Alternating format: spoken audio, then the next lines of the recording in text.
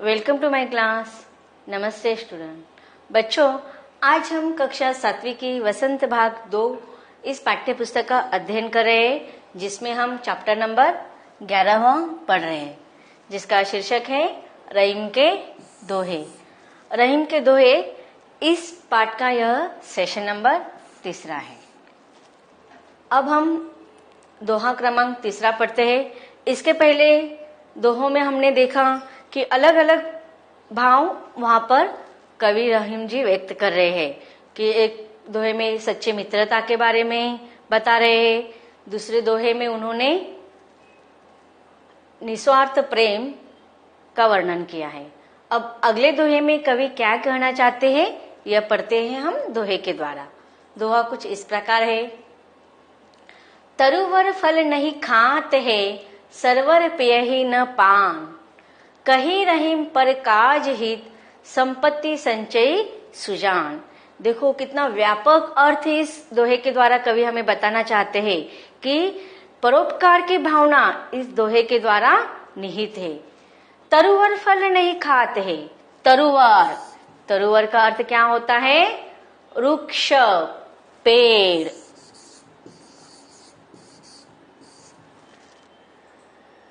तरुवर फल नहीं खात है, सरवर पेह नहीं पान। सरवर, सरवर का अर्थ क्या होता है? तालाब।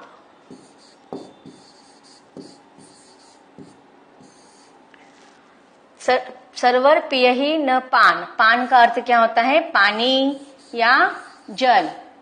पियहि न मतलब पीना। कही रहीम परकाज हित। परकाज, परकाज मतलब दूसरे के हित के लिए, लोगों के हित के लिए। संपत्ति संचय सुजान। संपत्ति मतलब धन दौलत। संचय, संचय मतलब इकट्ठा करना, संचय करना। सुजान, अब देखिए यहाँ पर सुजान का 2 अर्थ है। सुजान, सुजान मतलब जिसको अच्छी जानकारी अर्थात ज्ञानी।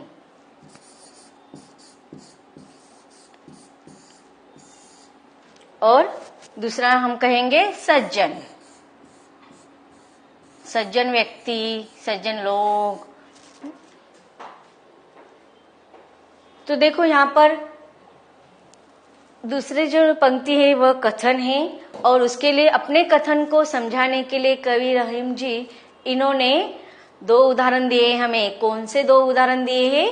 एक तो है तरुवर का अर्थात वृक्ष का, और दूसरा है सरवर का अर्थात तालाब का। तो देखो क्या कार्य करते हैं वृक्ष। पेड़ों का कार्य क्या होता है कि वो क्या करते हैं? लोगों को फल देने का कार्य करते हैं, फल देते हैं। तो देखो कवि क्या कहते हैं कि वृक्ष पर जो मीठे मीठे फल आते हैं वह कौन खाते हैं? समाज के सारे लोग खाते हैं। लेकिन तरुवर फल नहीं खाते हैं। जो स्वयं फल देता है वह कभी अपना खुद का फल खाता है? हमने कभी देखा है वृक्षों को खुद का फल खाते हुए? मैंने तो नहीं देखा है। आपने देखा है? नहीं देखा है ना किसी ने। तो देखो कितना महान कार्य करते हैं वृक्ष, कि मीठे मीठे फल देते हैं। उसके लिए मेहनत कौन करते हैं? पेड़ मेहनत करते हैं। दिन रात एक स्थान पर निश्चित रहकर खड़ा रहना, और आंधी तूफान, तेज बरसात, धूप, इसको कौन सहन करता है? वृक्ष। और इतना सारा सहन करने के बाद मीठे मीठे फल जो आते हैं वह उसका उस फल का स्वाद कर सकते हैं, आस्वादन ले सकते हैं? नहीं। तो इतना वो डटकर मुकाबला करते हैं तूफानों का, आंधियों का, तेज धूप में खड़े रहते हैं। और जो मीठे मीठे फल जो आते हैं वह किसके लिए होते हैं? लोगों को खाने के लिए। तो कितना महान कार्य करते हैं वृक्ष। तो कवि यही कहना चाहते हैं कि जो वृक्ष, जो तरुवर लोगों को फल खाने के लिए मीठे मीठे फल देते हैं, लेकिन खुद उसका आस्वाद नहीं करते। तो यह लोगों के पर हित के बारे में वृक्ष सोचते हैं। तथा आप देखें दूसरा उदाहरण क्या है? सरवर का, तालाब। अब सरवर, तालाब क्या होता है? उसमें पानी ही पानी होता है ना। पानी तालाब का कार्य क्या होता है कि प्यासे लोगों की प्यास बुझाना। तो जब हम प्यासे होते हैं तो उस सरोवर का पानी क्या करते हैं, हम पीते हैं और हमारी प्यास बुझाते और तृप्त हो जाते हैं।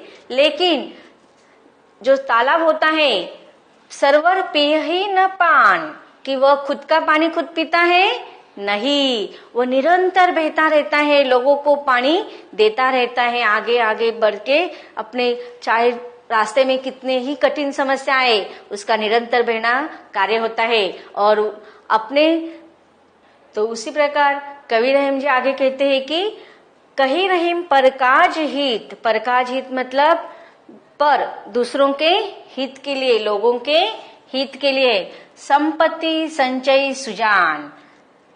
तो उसी प्रकार जो ज्ञानी लोग होते हैं, विद्वान लोग होते हैं, जो सज्जन लोग होते हैं, वो क्या करते हैं, संपत्ति संचय की, संपत्ति धन दौलत इकट्ठा करते हैं, संचय करते हैं, लेकिन उसका प्रयोग, उसका उपयोग वो खुद के लिए नहीं करते, बल्कि लोगों के हित के लिए ही उसका उपयोग करते हैं। तो यहाँ पर जो सज्जन लोग होते हैं, ज्ञानी लोग होते हैं, उनके अंदर परोपकार की भावना निहित है।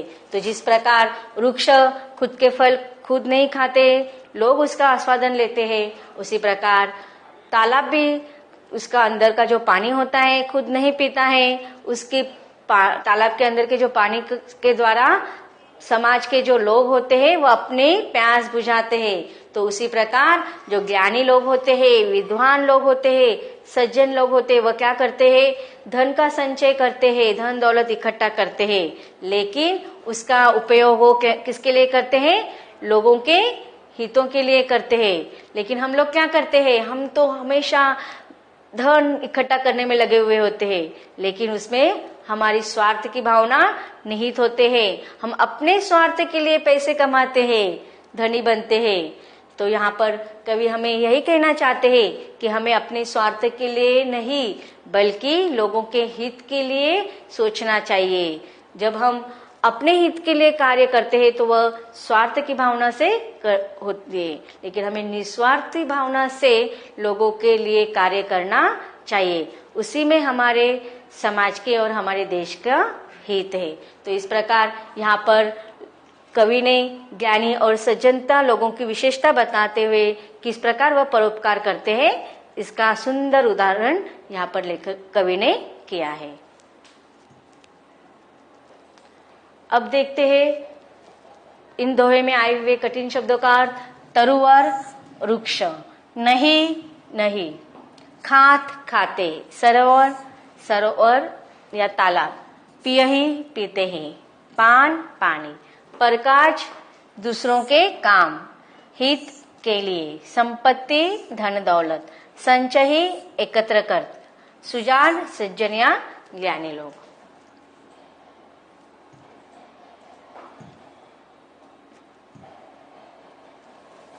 प्रसंग देखते हैं।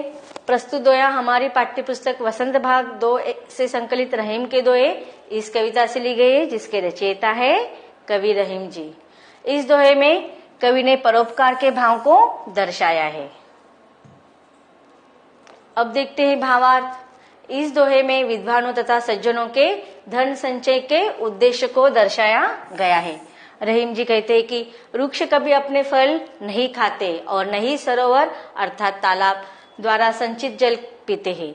इसी तरह सज्जन और विद्वान लोग धन का संग्रह अपने हित के लिए नहीं, बल्कि दूसरों के भलाई के लिए ही करते हैं। इसी तरह अच्छा व्यक्ति वो है जो दूसरों को दान देने के कार्य के लिए अपनी संपत्ति को खर्च करते हैं।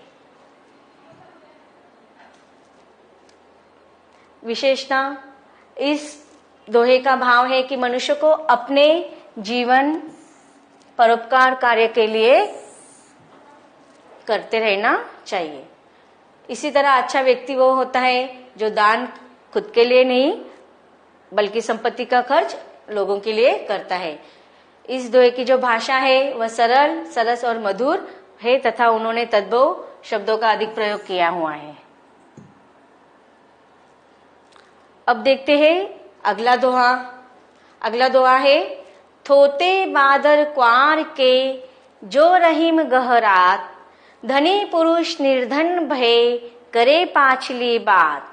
तो देखो यहाँ पर कवि क्या कहना चाहते हैं कि थोते बादल मतलब खोखले बादल या निरर्थक बादल। बादल का अर्थ क्या है? बादल।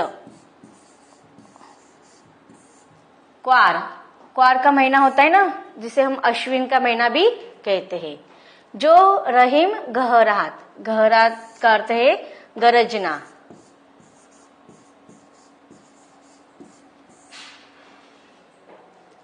धनी पुरुष निर्धन भय, धनी मतलब धन से युक्त, धन संपन्न वाला, और निर्धन का अर्थ क्या होगा कि जिसके पास धन नहीं है वह निर्धन।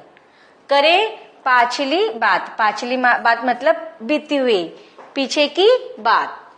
तो ये देखो कवि क्या कहना चाहते हैं इस दोहे के द्वारा कि जिस प्रकार थोते बादल अर्थात क्वार के महीने में क्या होता है कि सिर्फ बादल यहाँ वहां आवाज देते रहते हैं, निरर्थक बादल होते हैं, उससे बरसात होती है नहीं। तो वह क्या करते रहते हैं? क्वार के महीने में अर्थात अश्विन के महीने में जो बादल होते हैं वह सिर्फ आवाज करते रहते हैं, उससे बरसात नहीं होते। तो वह सिर्फ क्या करते हैं? गरजते रहते हैं। जो रहे गहरात अर्थात गरजना। तो जिस प्रकार वह बादल निरर्थक क्या होते हैं? गरजते हैं लेकिन बरसते नहीं। तो उसी प्रकार धनी पुरुष भी क्या करता है? निर्धन भय, जब एक धनवान व्यक्ति निर्धन बन जाता है, उसके पास धन नहीं रहता है, तो वह क्या करता है? अपने पिछली बातों के निरर्थक बातें करता रहता है, डींगे हाँकता रहता है। कि जिस प्रकार अब वास्तव में क्या है कि वह निर्धन है, अर्थात निर्धन को हम कह सकते कि वह पहले जैसा अमीर नहीं है, अब गरीब हो चुका है। तो उसे क्या करना चाहिए? तो उस समय उसे अपनी निर्धनता को, अपनी गरीबी को हटाने के लिए प्रयत्न करना चाहिए। कुछ कार्य करना चाहिए, कुछ काम करना चाहिए, जिससे उसके बुरे दिन क्या हो जाए? चले जाए और फिर उसके अच्छे दिन आ जाए। लेकिन वह क्या करता रहता है कि जब उसके अच्छे दिन रहते थे या वह अमीर था, तो उस समय की बातों को याद करके अब बड़े बड़े बातें हाँकता रहता है। तो जिस प्रकार अश्विन के महीने में बादल निरर्थक गरजते रहते हैं लेकिन वह बरसते नहीं, उसी प्रकार यह निर्धन लोग भी जो होते हैं, जो एक समय था कि वह अमीर थे लेकिन अब वह अमीर नहीं है, अब गरीब है, तो अपनी पिछली बातों के सिर्फ वह बातें हाँकते रहते हैं, बड़ी बड़ी बातें करते हैं, लेकिन कोई कोशिश नहीं करते हैं, कोई प्रयत्न नहीं करते हैं कि अपनी परिस्थिति को बदलने के। तो इसी प्रकार यहाँ पर क्वार के दिन या क्वार के बादल जो है वह निर्धन का प्रतीक है, और जो सावन के महीने का यहाँ पर है वह धनी का अर्थात संपन्नता का प्रतीक है। तो इस प्रकार इस दोहे से हमें कवि यही कहना चाहता है कि हमें निरर्थक की बातों को अपना जीवन व्यर्थ नहीं करना है, बल्कि कार्य करके अपने जीवन को सार्थक बनाना है। देखते हैं इसमें आए हुए, इन दोहे में आए हुए कठिन शब्दों का अर्थ। थोते, खोखले, बेकार। बादल, क्वार, अश्विन माह, जो जैसे, गहरात, गरजते, निर्धन, गरीब, भय, होकर, पाछली, पिछली। प्रसंग है इस दोहा का कि वसंत भाग 2 से लिया गया है यह दोहा, और इस कविता का नाम है रहीम के दोहे, और कवि है रहीम जी। इस दोहे के द्वारा रहीम जी इन्होंने निर्धन होने के उपरांत धनिकों के व्यवहार के खोखलेपन को दर्शाया है। भावार्थ देखते हैं कि रहीम कहते हैं कि आश्विन माह में आकाश में छाने वाले बादलों के सिर्फ गरजते रहते हैं, क्योंकि वह बरसात नहीं करते। उसी प्रकार पूर्व में जो लोग धनी रहते हैं वह अब निर्धन हो चुके हैं, लेकिन वह क्या करते हैं? सुख के दिनों की बातें बेकार में ही करते रहते हैं, क्योंकि आज के समय उसकी कोई उपयोगिता नहीं होती। विशेष है कि इस दोहे का जो भाव है वह क्वार के खालिद बादलों की तुलना अमीर के गरीब होने से की गई है। इस दोहे की जो भाषा है वह सरल, सरस और मधुर है और अधिकतर तद्भव शब्द का प्रयोग कवि ने किया है। तो बच्चों, अब तक हमने कवि रहीम जी द्वारा जो दोहे है तीसरा और चौथा, उसका विस्तार के साथ पढ़ाई कर लिए, अध्ययन कर लिए। अब और भी दोहों का अध्ययन हम करेंगे, लेकिन इसके अगले भाग में। मिलते हैं इसके अगले भाग में।